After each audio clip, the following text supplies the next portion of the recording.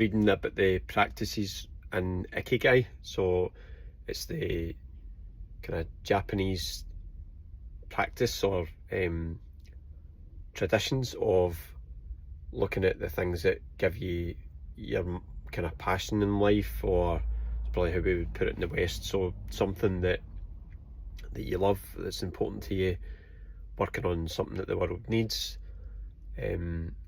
usually looking for something that the world is willing to pay for, and something that adds value. I think that's the fourth. I can't quite remember, but I suppose if people are willing to pay for it, it's adding value anyway. So I really liked towards the end of the book, and it started talking more about philosophy, around about Japanese philosophies, and definitely there was an aspect of imperfection, so not aiming for imperfection and looking for areas of our lives where we can be more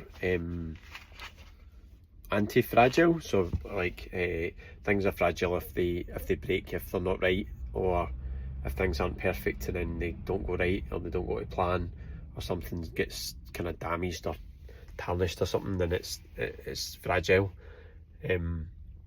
Whereas you can design something to be anti-fragile, where it's more about kind of like water sitting still. If it's left sitting still, it goes stagnant and stale, and if it's moving, it stays more fresh, and it's more likely to purify itself and clean itself through moving through rocks and through sediment and all that. So in life, if you can be more like the moving water rather than going stagnant and stale in your approach to life, so anti-fragile. I was trying to look that up. So the book I was reading last was the Ikigai. So it's simple secrets to a long and happy life. So that's quite a statement, isn't it? Aspects of it are I've seen before, but the more I read into it, the more I look at Stoicism and Buddhism, and it probably rings true with quite a lot of aspects of their